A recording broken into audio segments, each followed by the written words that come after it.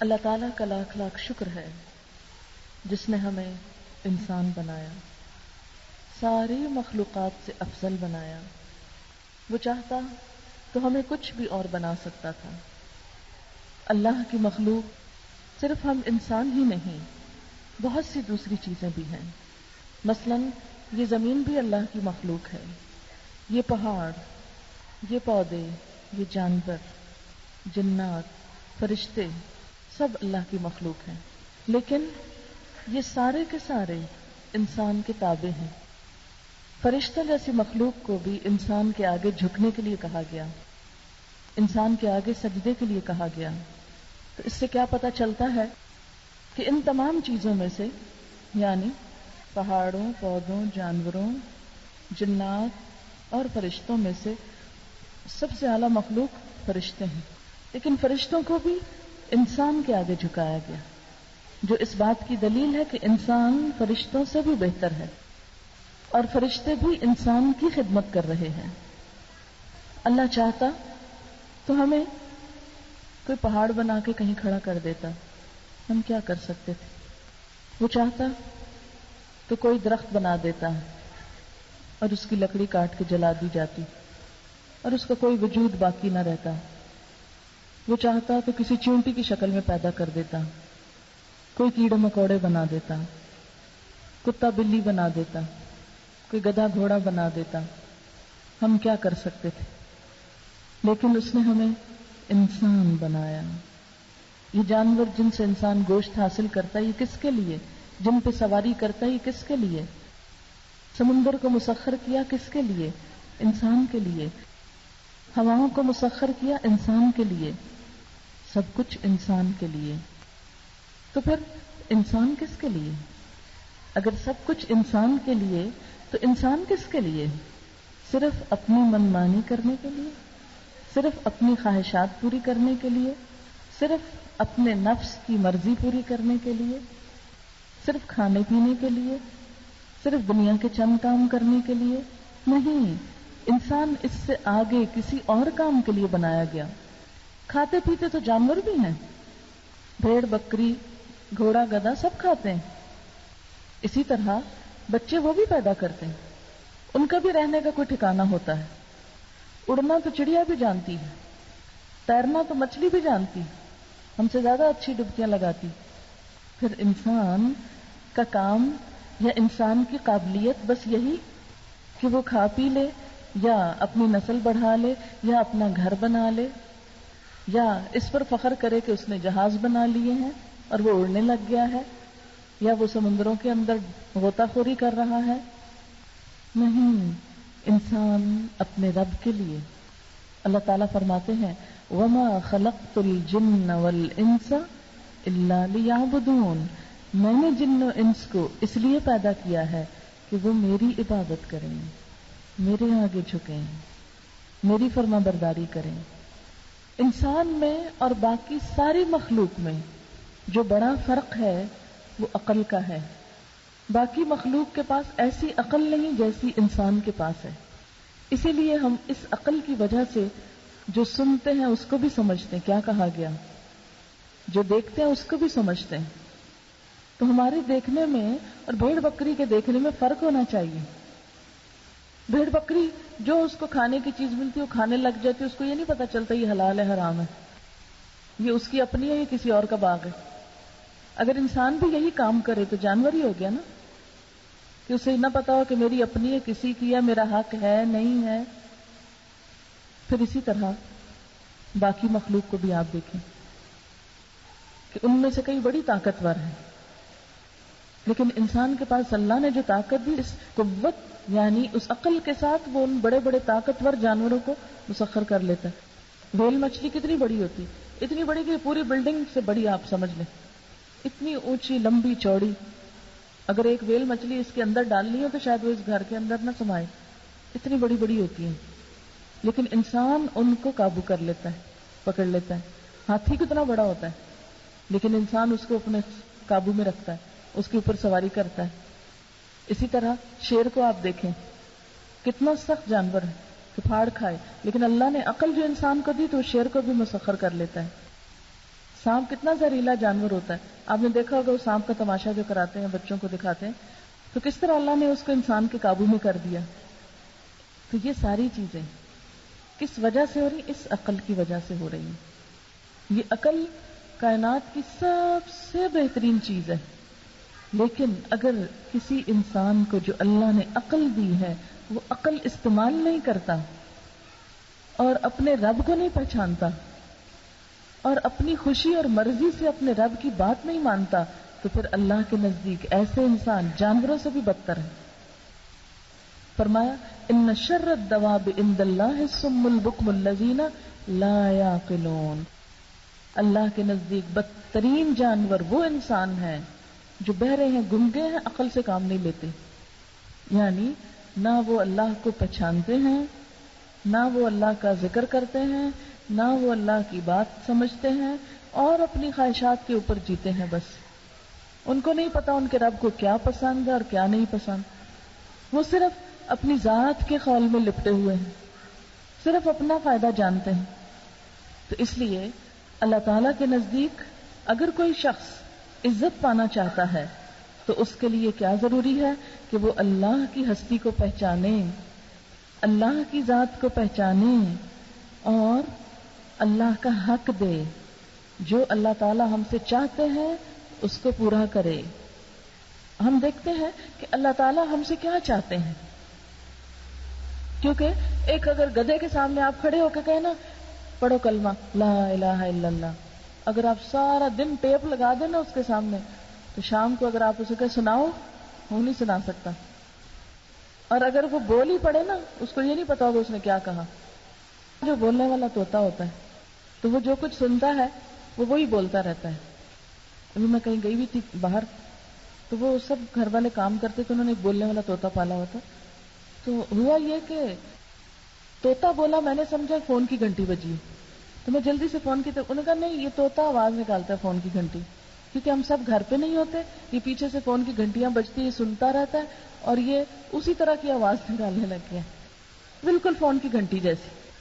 تو میں نے کہا کہ اب دیکھیں کہ یہ ہر وقت یہی سنتا ہے, جیسے ہمارے ہم میاں مٹھو کہتے ہیں اس کو, تو وہ بولنے لگتا ہے. اب یہ کہ انسان جو ہے وہ میاں مٹھو تو نہیں ہے نا کہ اپنی عقل استعمال کیے بغیر جو سنے وہی بولنا شروع کر دے. اس کو اللہ نے جو عقل دی ہے اسے استعمال کر کے اس نے اللہ کو پہچاننا ہے, اللہ کی مرضی معلوم کرنی ہے اور اس کی مرضی پہ چلنا ہے. یہ ہے انسان کا کام. اللہ تعالیٰ نے ہمیں جو پیدا کیا, اتنا کچھ کھلایا پلایا. یہ جو زمین ہے نا, یہ بچھا ہوا دسترخوان ہے جس پہ پھل بھی اگے ہوئے ہیں, سبزیاں بھی لگتی ہیں, اناج بھی لگتا ہے, پانی بھی ہوتا ہے. ایک دسترخوان تو وہ ہے نا, یہ ساری چیزیں اکٹھی کر کے سامنے ہم رکھ لیتے ہیں, اور ایک بڑا دسترخوان ہے جو پوری زمین پہ پھیلا ہوا ہے. کہیں سے کچھ اگ رہا ہے, کہیں سے کچھ آ رہا ہے, کہیں سے کچھ نکل رہا ہے, پھر وہ ہم سب جمع کر کے سامنے رکھ کے کھا لیتے ہیں. لیکن آتا تو وہی سے نا, اللہ نے یہ دسترخوان لگایا. تو اگر اس کا حق نہیں پہچانیں گے تو کیا کیا زندگی میں جس نے یہ ساری نعمتیں دی. تو انسان کو اللہ کی مرضی معلوم کرنی ہے. اللہ تعالیٰ کی مرضی کیا ہے, وہ کیا چاہتا ہے, اس کا پتہ کہاں سے چلائیں گے ہم. اس کے لیے ہم دیکھیں گے کہ اللہ نے طریقہ کیا اختیار کیا اپنی مرضی بتانے کا. اس نے دنیا میں 1,24,000 پیغمبر بھیجے, اور ہر پیغمبر نے آ کے ایک ہی بات کی, اور وہ بات کیا تھی؟ اللہ تعبدوا الا اياه, کہ اس کے سوا کسی کی عبادت نہ کرو. اور اللہ تعالیٰ نے خود بھی فرمایا وما خلقت الجن والانس الا ليعبدون, میں نے جن و انس کو اس لیے بنایا ہے کہ وہ میری عبادت کریں. یہ سب کچھ انسان کے لیے, لیکن انسان اپنے رب کے لیے. ہمیں کیوں بنایا گیا؟ کہ ہم رب کی مرضی کے مطابق چلیں, رب کی عبادت کریں, رب کے آگے جھکیں. سب پیغمبروں نے آ کے ایک ہی کلمہ پڑھا, اللہ تعبدوا الا ایہ, کہ تم اللہ کے سوا کسی کی عبادت نہ کرو, کسی کی بندگی نہ کرو. اللہ کے علاوہ کسی اور کو الہ بنانا, کسی اور کی بات ماننا, یہ شرک کہلاتا ہے. اور شرک سے انسان کے عمل ضائع ہو جاتے ہیں. ساری عبادتیں، ساری نیکیاں، سب کچھ ضائع ہو جاتا ہے، اس لیے کہ کائنات کی کوئی اور چیز انسان کے علاوہ شرک نہیں کر رہی. پوری کائنات، یہ پہاڑ صرف اللہ کی تسبیح کرتے ہیں، کسی اور کے گن نہیں گاتے، کسی اور کی پاکی بیان نہیں کرتے. یہ درخت صرف اللہ کی تسبیح کر رہے ہیں، یہ بہتا سمندر صرف اپنے رب کی یاد میں گنگناتا ہے. قرآن پاک میں آتا ہے وَإِن مِّن شَيْءٍ إِلَّا يُسَبِّحُ بِحَمْدِهِ وَلَٰكِن لَّا تَفْقَهُونَ تَسْبِيحَهُمْ، کوئی چیز ایسی نہیں جو اللہ کی تسبیح نہ کرتی ہو لیکن تم ان کی تسبیح سمجھتے نہیں ہو. ایک ذرہ جو ہے نا، ذرہ، وہ بھی اللہ کی تسبیح کرتا ہے، وہ بھی اپنے رب کو یاد کرتا ہے. ایک دفعہ نبی پاک صلی اللہ علیہ وسلم نے کچھ پتھروں کی ٹھیکریاں لے کر صحابہ کرام کو یہ سنوایا کہ سنو ذرا یہ کیا کہہ رہے ہیں. جیسے ہم ان کی آواز سنتے ہیں نا، اس طرح کی آواز آ رہی تھی جیسے مکھیاں بن بناتی ہیں. فرمایا کہ یہ پتھروں کی آواز ہے، پتھروں کی آواز. تو وہ پتھروں کی آواز کیا تھی؟ اللہ کی تسبیح تھی. ایک ایک ذرہ اللہ کی تسبیح کرتا ہے، کسی اور کی تسبیح نہیں پڑھتا. وہ توحید پر قائم ہے، نیچے سے اوپر تک ایک خدا کا نظام چل رہا ہے. یہ سارے آپس میں ایک دوسرے کے ساتھ تعاون کرتے ہیں، ایک دوسرے کے ساتھ کوآرڈینیٹ کرتے ہیں. اسی لیے یہ بارشیں برستی ہیں، اسی لیے زمین رزق اگاتی ہے. اگر یہ ایک خدا کی تابعداری نہ کر رہے ہوتے تو نتیجہ کیا نکلتا؟ کہ مثلا آپ دیکھیں کہ بارش کیسے برستی. اس کا ایک موٹا سا طریقہ یہ ہے کہ سب سے پہلے سورج کی روشنی سمندر پہ پڑتی، وہاں سے پانی بھاپ بنتا ہے، ہوا آتی ہے اور اس پانی کو اپنے اندر سمو کے اوپر اڑ جاتی ہے. اوپر اٹھ کے وہ بادل بن جاتے ہیں، وہ بادل پھر ٹریول کرتے ہیں، وہ پھر جہاں جہاں اللہ کا حکم ہوتا وہاں وہاں بارش برستی. اب آپ دیکھیں اگر ایک خدا کی حکومت نہ ہو ان سب چیزوں پر، اور جیسے مشرک کہتے ہیں مختلف جو بت بنے ہوئے ہیں، یہ ہوا کا دیوتا ہے، یہ سورج دیوتا ہے، یہ سمندر کا دیوتا ہے. کبھی آپ نے یہ باتیں سنی ہی ہوں گی.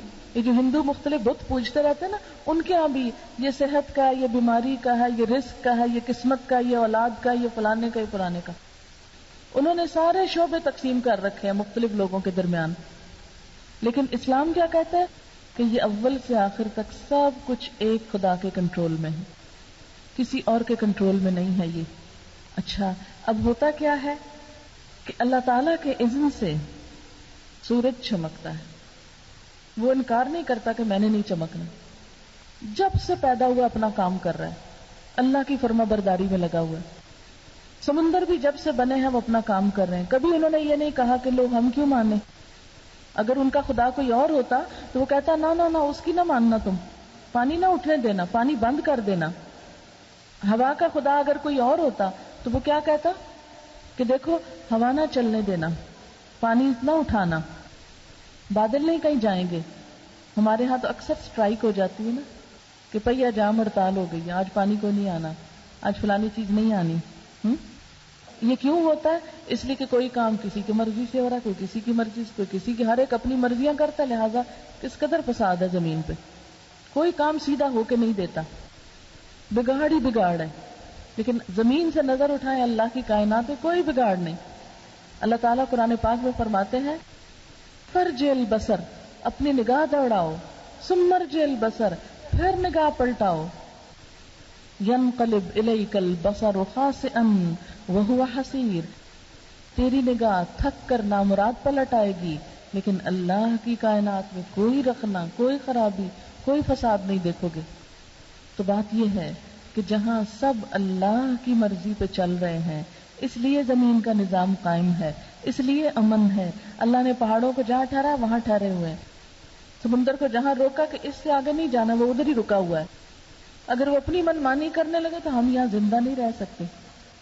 پہاڑ اپنی منمانی کرے تو چلتے چلتے ہمارے سر پہ آ پڑے، سب کو لے کے سمندر میں ڈال پھینکے، کیونکہ ہم سے کئی گنا بڑے جو ہیں. اگر درخت چلنے لگ جائیں تو یہ جو دروازے لگے ہوئے کسی وقت خود ہی چل کے کہیں اور پہنچ جائیں، کہ لکڑی کو پاؤں لگ جائیں، اپنی مرضی کرنے لگے. تو کسی چیز کو اللہ نے اس کی مرضی کی اجازت نہیں دی، صرف انسان کو دی ہے کہ اپنی کچھ مرضی کر لو. اسی لیے ہم دل چاہتا بیٹھ جاتے ہیں، دل چاہتا نیچے اتر جاتے ہیں، دل چاہتا کھانے لگ جاتے ہیں، باتیں کرنے لگ جاتے ہیں، جو ہمارا دل چاہتا کرتے جاتے ہیں. باقی مخلوق ایسے نہیں کر رہی.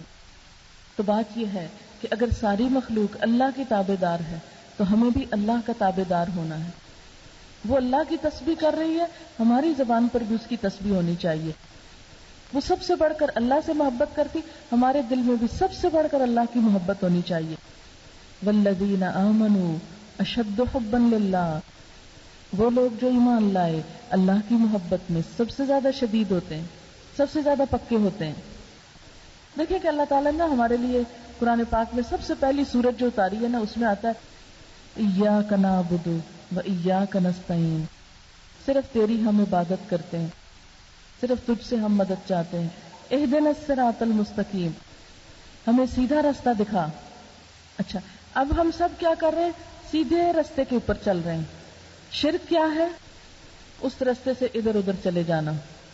اچھا، کوئی بھی شخص جو کسی کام سے جا رہا ہو، مثلاً آپ کام پہ گئے، صبح گھر سے نکلے، 20 میل دور گئے، پھر شام کو آپ نے گھر آنا. گھر پہنچنے کے لیے کیا ضروری ہے؟ آپ صحیح رستے پہ آئیں. اگر آپ نے اصلی رستہ چھوڑ کے کوئی اور اختیار کر لیا تو آپ گم ہو جائیں گے. ہدایت کا الٹ ہے دلال. دلال کا مطلب ہوتا ہے رستہ گم کر بیٹھنا. جنت میں جانے کا جو سیدھا رستہ ہے وہ پیغمبروں نے ہمیں بتا دیا کہ اس پر چلنا وہ اللہ کی مرضی کا رستہ ہے. جو شخص اللہ کی مرضی چھوڑ کر دل کی مرضی پہ چلنے لگتا ہے، لوگوں کی مرضی پہ چلنے لگتا ہے، وہ اصلی رستہ چھوڑ کر سائیڈ پہ نکل جاتا ہے. اور جب وہ اصلی رستہ چھوڑ دیتا ہے تو رستہ گم کر دیتا ہے. اسی کو دلالت کہتے ہیں، اسی کو گمراہی کہتے ہیں کہ وہ بھول گیا. اور جو رستہ بھول جائے وہ اصل مقام تک نہیں پہنچ سکتا، جنت تک نہیں پہنچ سکتا، کیونکہ ہر ٹیڑھا راستہ انسان کو بھٹکا کے نقصان پہ لے جائے گا. اس لیے ہم سب کے لیے کیا ضروری ہے کہ ہم سب اپنی سب سے پہلے ڈائریکشن درست کریں. اور وہ کیا ہے کہ ہر کام میں راضی کس کو کرنا ہے، خوشی کس کی دیکھنی. توحید کا سب سے پہلا سبق کہ نماز ہو یا قربانی ہو، صدقہ ہو یا خیرات ہو، کچھ بھی ہو، کس کے لیے ہے. یہ توحید کا سب سے پہلا سبق ہے. تو وہ اللہ کے لیے. کیوں اللہ کے لیے؟ اس لیے کہ ہر چیز جو اللہ کی ہے، ہر چیز اس کی عبادت کر رہی ہے، ہر چیز اس کی وفادار ہے، ہر چیز ہمیں بھی اسی نے دی ہے اور ہم خود بھی اسی کے ہیں اور مر کر اسی کے پاس واپس جانے والے ہیں. اور سب سے بڑا وہ ہے، آخر اس کی بڑائی کیوں نہ مانے؟ اس سے چھوٹوں کی بڑائی ماننا ہی تو بے وقوفی ہے. اسی لیے قرآن پاک میں اللہ تعالیٰ نے حضور صلی اللہ علیہ وسلم کو فرمایا، قل، آپ کہیے کیا، ان صلاتی، بے شک میری نماز، و نسکی، اور میری قربانی، و محیایا، اور میری زندگی، و مماتی، اور میری موت، للہ رب العالمین، سب کچھ اللہ رب العالمین کے لیے. اب ذرا ہم سوچیں، جب ہم نماز پڑھتے ہیں اللہ کی پڑھتے ہیں یا کوئی اور تو نہیں دل میں ہوتا کہ ہاں ذرا لوگ دیکھ لیں کتنی اچھی نماز پڑھتا ہے. یہ جو خیال آنا ہے نا کہ ذرا لوگ دیکھیں نا کہ میں کتنا نیک ہوں، کتنی اچھی نمازیں پڑھتا ہوں، کتنی خشوع سے پڑھتا ہوں، یہ شرک ہو جاتا ہے. آپ صلی اللہ علیہ وسلم نے فرمایا، ان اخوف ما اخاف علیکم الشرک الاصغر، میں اپنی امت کے بارے میں سب سے زیادہ جس چیز سے ڈرتا ہوں وہ شرک اصغر ہے، چھوٹا شرک. لوگوں نے پوچھا، وما الشرک الاصغر یا رسول اللہ، اے اللہ کے رسول صلی اللہ علیہ وسلم یہ چھوٹا شرک کیا چیز ہے؟ آپ نے فرمایا، من تصدق یرائی فقد اشرک، من صام یرائی فقد اشرک، من صلی یرائی فقد اشرک. جس نے دکھاوے کی نماز پڑھی اس نے شرک کیا، جس نے دکھاوے کا روزہ رکھا اس نے شرک کیا، جس نے دکھاوے کا صدقہ کیا اس نے شرک کیا. کیونکہ دیا تو اللہ نے نا مال ہم کو، اگر ہم اللہ کے نام پہ دے رہے ہیں تو اللہ کی خوشی کے لیے دیں، لوگوں کو دکھانے کا کیا مطلب ہے. لیکن اکثر کیا ہوتا ہے، آپ نے دیکھا ہوگا مسجدوں میں اعلان ہو رہے تھے، فلاں صاحب نے 5 روپے مسجد کو صدقہ دیا، نام آوازیں دے رہے ہوتے ہیں نا، بھئی اللہ کا دیا ہوا اللہ کے گھر دے رہے ہیں، شہرت کس بات کی؟ اسپیکر پہ آواز کس لیے لگوا رہے ہیں؟ ڈھنڈورا کس لیے پیٹ رہے ہیں؟ لوگوں سے انعام چاہیے؟ یہ بے عقلی کی بات ہے نا، بے سمجھی کی بات ہے۔ کبھی اس کا دیا تھا اسی کو دے رہے ہیں، کوئی احسان بھی نہیں ہے۔ دیکھیں نا، احسان تو جب ہوتا ہے نا کہ جب ہم اپنا کسی کو دے رہے ہیں، تو جو ہمارا ہے وہ تو اللہ کا ہے، اللہ نے دے رکھا ہے۔ جب اس کا دیا اسی کے نام پہ دے رہے ہیں تو پھر احسان تو کچھ بھی نہیں، پھر دکھاوا بھی کسی کا نہیں، کسی اور سے شاباش بھی نہیں لینے کی ضرورت۔ ہم ذرا سی نیکی کر لیتے نا، پھر ہمارا دل مچلنے لگتا ہے، ہم کو کوئی ذرا جلدی سے شاباش دے دے۔ یہ دل نہیں مچلنا چاہیے کسی کی شاباش کے لیے۔ کیوں؟ اس لیے کہ جس قوت سے کام لے کے میں نے سب کچھ کیا وہ اللہ کی دی ہوئی تھی، اللہ ہی شاباش دے رہا، اسی کی شاباش لینی، اسی سے ہی اجر لینا ہے۔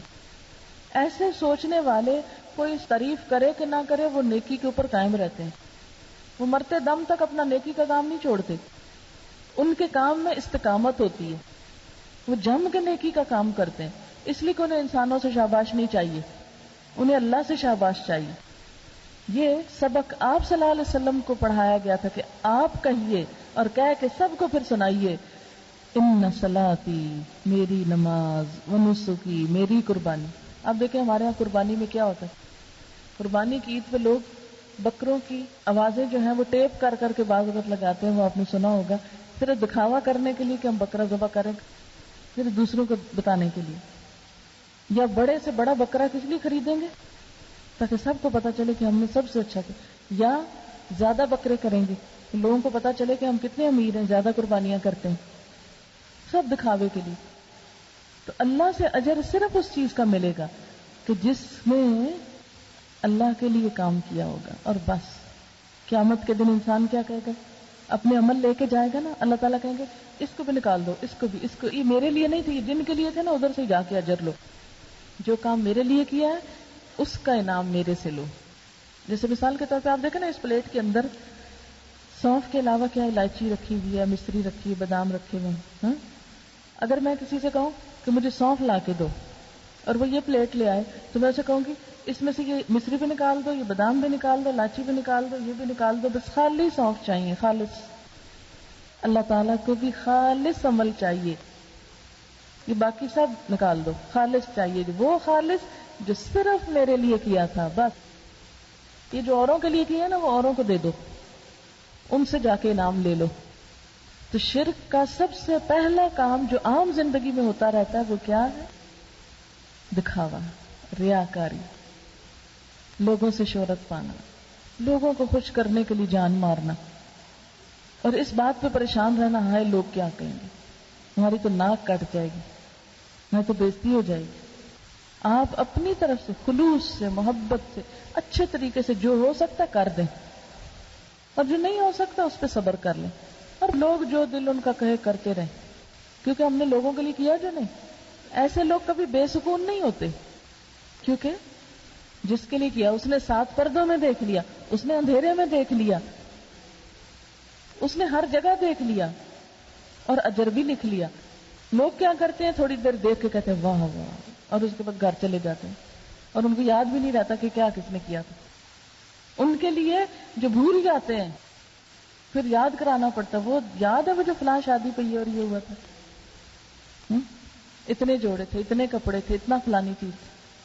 کیونکہ ہمارے یہاں خاص طور پہ شادیوں میں بڑا دکھاوا ہوتا ہے، جہیز اٹھا اٹھا کے اس طرح دکھاتے ہیں، یہ چائنا کا سیٹ ہے، یہ جاپان کی مشین ہے۔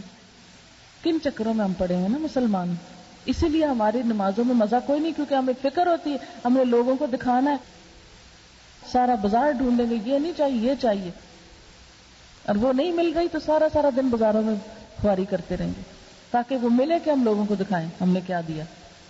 اچھا، پھر اس دکھاوے کے لیے ہم نے حلال حرام کی تمیز مٹا دی، بس مال ملنا چاہیے، چاہے شوہر رشوت لے کے آئے، چاہے وہ سود لے کے آئے، چاہے یتیم کا حق مارے، چاہے بہن بھائی کا گلا دبائے، چاہے وہ کسی کے مال پہ قبضہ کرے، کچھ کرے ہمیں چاہیے، کیونکہ ہم نے دکھانا ہے۔ کیونکہ اگر ہم غریب ہوں تو اللہ تعالیٰ کو تو ہم برے نہیں لگیں گے. حدیث میں آتا ہے کہ جو لوگ مسکین ہوں گے، جن کے پاس نہیں زیادہ، وہ جنت میں 500 سال پہلے پہنچ جائیں گے. وہ VIP ہوں گے وہاں. دنیا میں ان کو کوئی نہیں پوچھتا کہ وہ غریب تھے، لیکن قیامت کے دن وہ سارے مالداروں کو پیچھے چھوڑ کے سب سے آگے پہنچ جائیں گے. اس لیے حضور صلی اللہ علیہ وسلم نے دعا بھی سکھائی، اللہم احینی مسکینا وامتنی مسکینا واحشرنی فی زمرۃ المساکین. لیکن ہم دکھاوے اور نام نہاد چیزوں کو پسند کرتے ہیں تاکہ لوگوں میں عزت بنے. وہ بنتی ہے اور ذرا آپ دیکھیں نا، عزت بنانے میں کتنا ٹائم لگتا ہے اور خراب کرنے میں کتنی دیر لگتی، تھوڑی دیر کافی. کوئی بھی چیز بنانے میں بہت وقت لگا اور توڑنے میں ایک جھٹکا چاہیے. اس لیے اگر اللہ کے لیے کچھ کیا ہوگا تو نہ بننے کا فکر نہ بگڑنے کا فکر، کہ جو اس کے لیے کیا اس نے سمیٹ لیا. اللہ سے بڑھ کے کوئی حفاظت کرنے والا ہے نیک عمل کی؟ اللہ سے بڑھ کے قدر کرنے والا ہے؟ ایک جنگ میں حضرت ابوبکر صدیق رضی اللہ تعالیٰ عنہ اپنے سارے گھر کا سامان لے گئے تھے، حضرت عمر آدھا لے گئے تھے، اور بھی بہت بڑے بڑے لوگوں نے اپنے صدقہ خیرات کیے. ایک غریب مسلمان تھا، اس کے پاس کچھ نہیں تھا، بڑا غریب تھا. اس نے کیا کیا؟ ساری رات ایک یہودی کا کنواں چلایا اور اس کے کھیتوں کو پانی دیا اور ایک مٹھی بھر کھجور لے آیا. فرمایا سارا مال ایک طرف، یہ ایک مٹھی بھر کھجوریں ایک طرف. آپ صلی اللہ علیہ وسلم اتنے خوش ہوئے کہ وہ ڈھیر مال تھا اس کے اوپر رکھا، کیونکہ اس میں خلوص بہت شامل ہے، اس میں محبت بہت شامل ہے، اس میں محنت شامل ہے. ایک مسکین نے کل جائیداد لا کے دے دی ہے.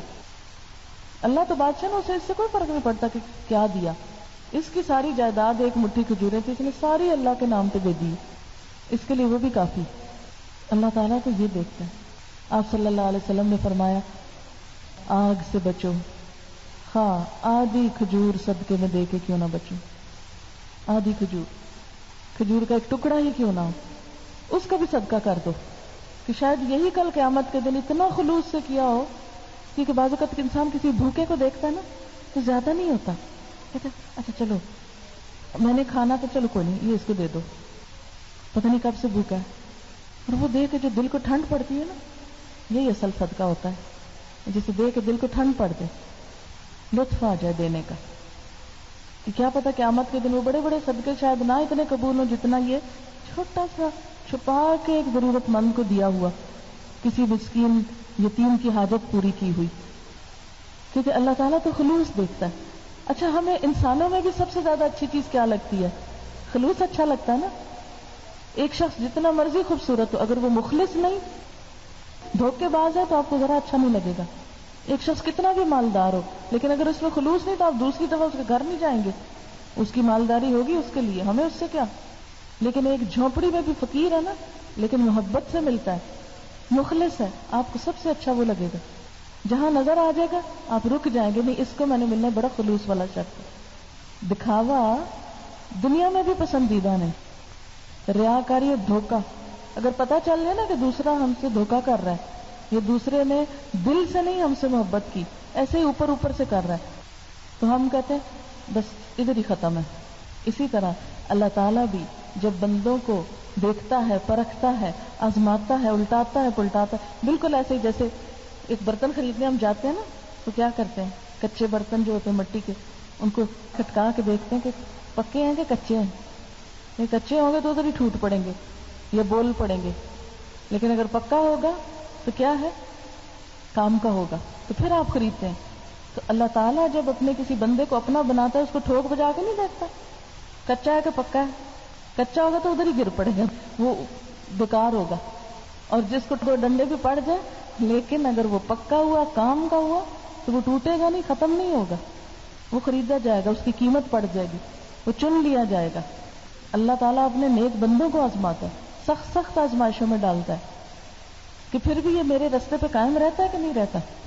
ہمارا حال کیا ہوتا ہے، ذرا سا کوئی نیکی کا کام کرے، مشکل آ جائے، ہم کہتے ہیں جس دن سے نماز شروع کی ہے مشکلیں آ گئی.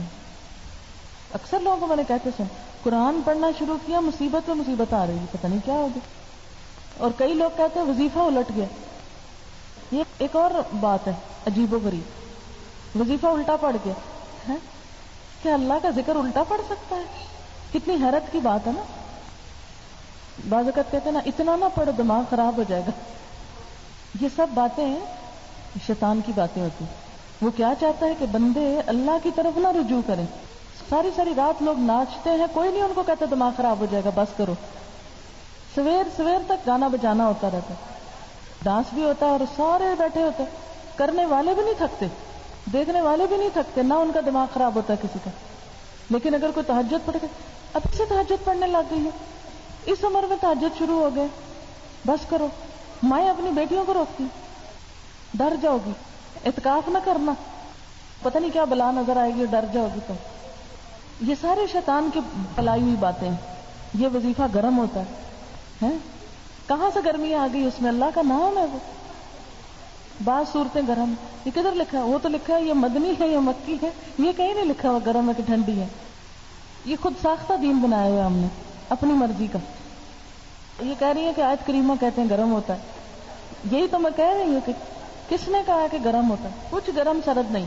اصل بات یہ ہے کہ جب اللہ کا ذکر کیا جاتا ہے نا تو اس وقت شیطان بہکاتا ہے, کیونکہ جتنا آپ اللہ کی طرف جائیں گے اتنا وہ پیچھے بھاگے گا. آپ کہا ہے یہ کدھر جا رہا ہے, اس کو پکڑ لاؤ, کسی طرح اس کو چھڑا دو, بھلا دو. یہ سب کچھ کرے, اللہ کا ذکر نہ کرے.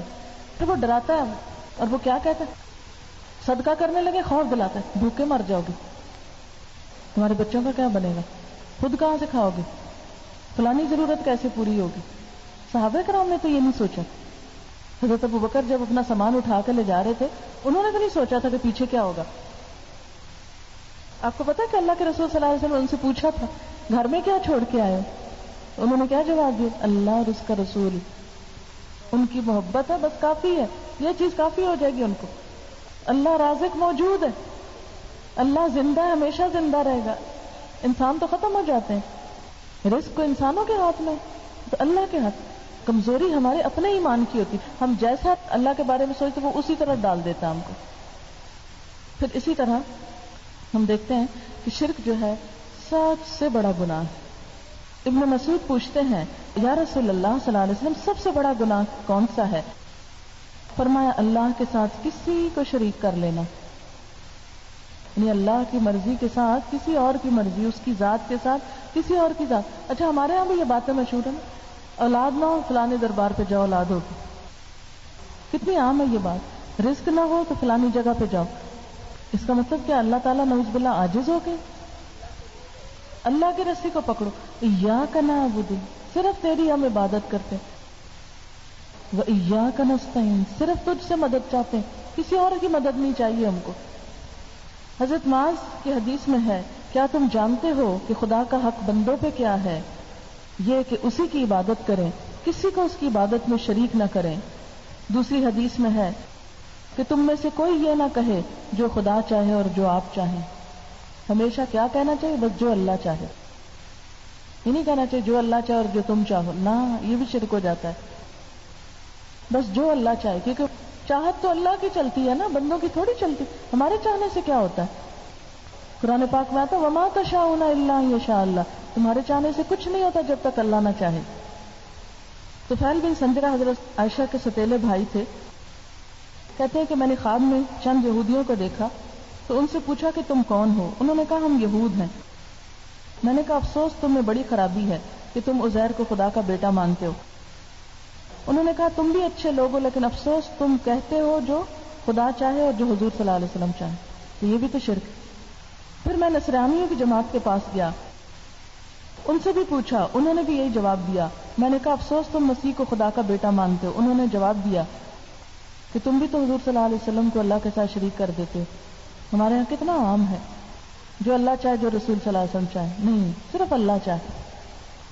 پھر اسی طرح قرآن پاک میں آتا ہے حضرت عیسیٰ علیہ السلام کے بارے میں, جن کو لوگوں نے خدا کا بیٹا بنا لیا. یہ جتنے عیسائی ہیں ان کا یہی شرک ہے نا.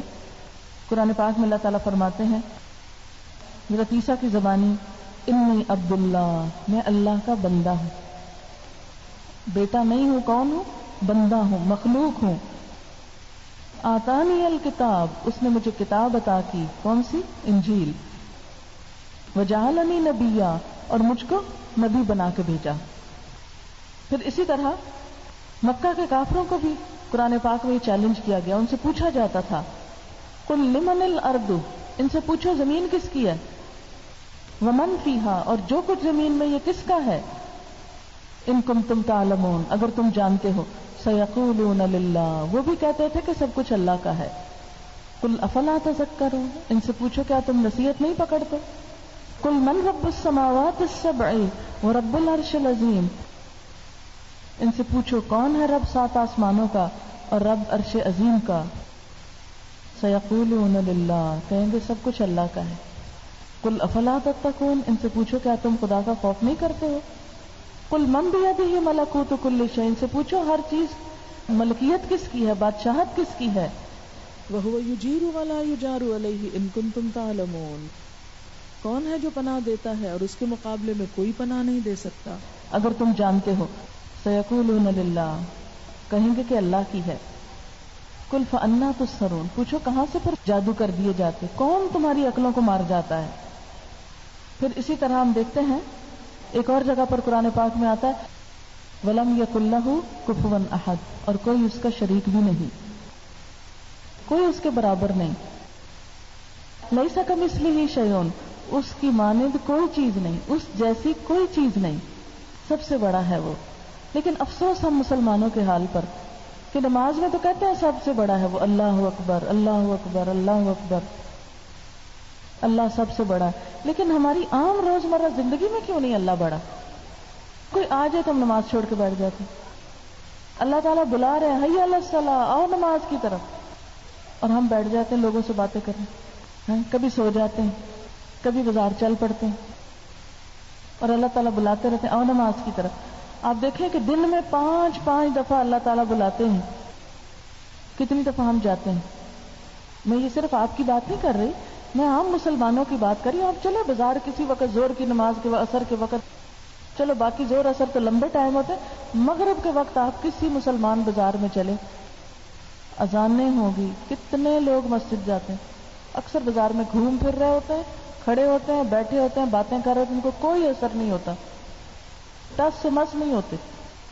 ذرا آپ سوچیں کہ جو لوگ اللہ کی پکار سن کے نماز کے لیے حاضر نہیں ہوتے، کیا اللہ تعالیٰ ان سے خوش ہوتے ہیں؟ کتنے اچھے لوگ ہیں، میں نے پکارا اور یہ بیٹھے رہے۔ اگر ہمارے بچے ہمارے ساتھ ایسے کریں تو ہم کیا کرتے ہیں ان کے ساتھ؟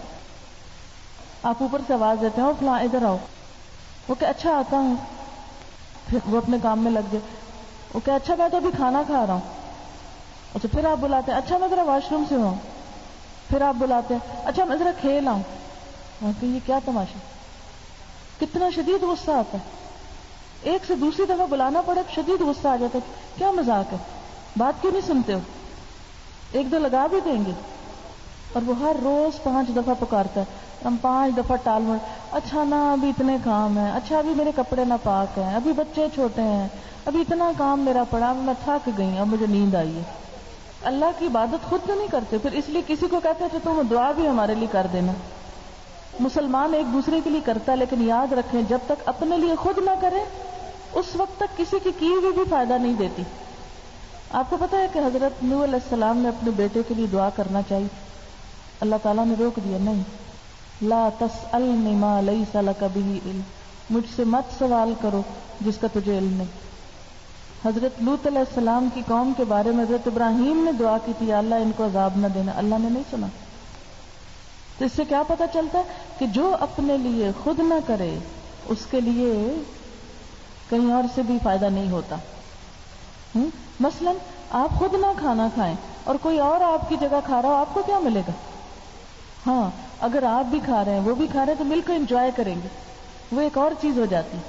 یا آپ اپنی پلیٹ اس کے آگے کرتے اچھا تم بھی چکھو، وہ آپ کے آگے کرتا اچھا تم بھی چکھو، لیکن آپ کہیں کسی کو اچھا میرا کھانا آج تم کھا دینا، تو وہ کھا لے گا، آپ کو تو کچھ نہیں ملے گا۔ اس لیے ہمیں دین کے معاملے میں سوچ سمجھ کر زندگی بسر کرنی چاہیے۔ اچھا اب میں چاہوں گی کہ اگر کوئی ذہن میں آپ کے سوال ہیں تو وہ کچھ کر لیں، پھر میں اس کے بعد دعا کروں گی۔ ان کا سوال یہ ہے کہ صدقہ اپنے گھر کی ماسی کو دے سکتے ہیں؟ حدیث میں آتا ہے کہ وَابْدَأْ بِمَنْ تَعُولُ، شروع کرو جس کی عیالداری ہے تم پہ۔ جب انسان کچھ خرچ کرنے لگے نا پہلے ان کو دے جن کی ذمہ داری ہے اس پہ، مثلا اپنی بیوی ہے، بچے ہیں، رشتہ دار ہیں، گھر والے ہیں، پھر اپنے نوکروں کا حق آ جاتا ہے، ٹھیک ہے؟ کیونکہ وہ ہمسائے بھی ہیں، وہ خدمت گار بھی ہیں، وہ سب کچھ. لیکن ایک بات یاد رکھیں کہ وہ صدقہ کام کا معاوضہ کر کے نہ دیں کہ کام کرا لیں اور صدقہ دے دیں. اس کے بعد نیت یہ رکھنی چاہیے کہ یہ ہمارے ساتھ ہیں، ان کا حق پہلے ہے بنسبت وہ جو دور ہے، لیکن یہ اس لیے کہ اس کو یہ دیں گے تو یہ ہمارا کام کرے گا، اگر صدقہ نہ دیا تو کام چھوڑ دے گا. یہ نہیں ہونا چاہیے. ٹھیک ہے.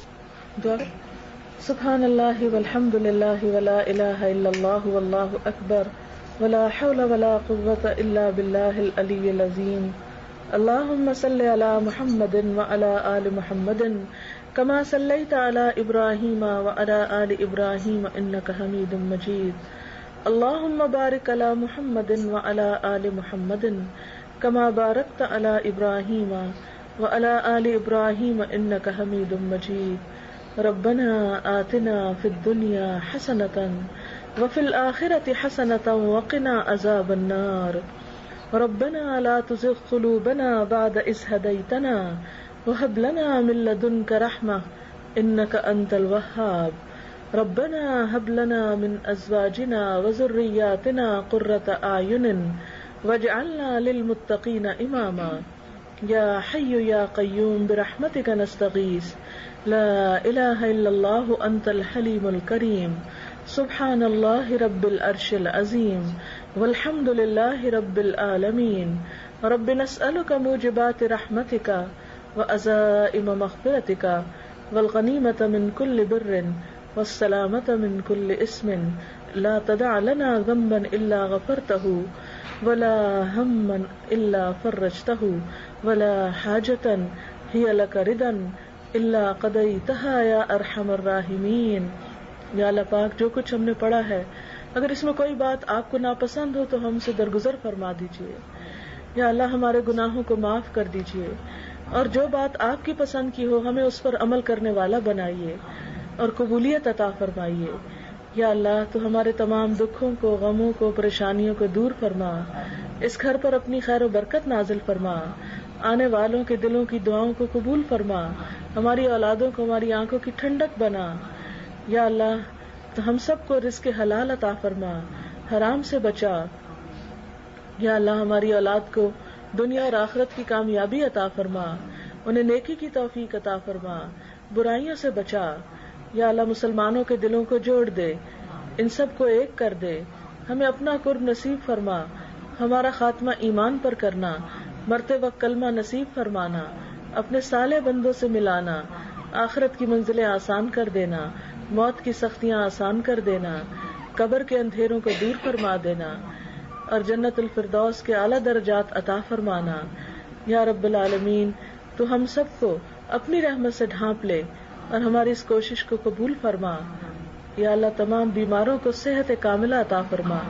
ہم سب کے والدین پر اپنی رحمت فرما اور ہم سب کے لیے بہترین دنیا اور آخرت کی بھلائیاں عطا فرما. ربنا تقبل منا انك انت السميع العليم وتب علينا انك انت التواب الرحيم. وصلى الله تعالى على خير خلقه محمد وعلى آله واصحابه واهل بيته اجمعين برحمتك يا ارحم الراحمين. الہی آمین. سبحانك اللهم وبحمدك نشهد ان لا اله الا انت نستغفرك ونتوب اليك. السلام علیکم ورحمۃ اللہ.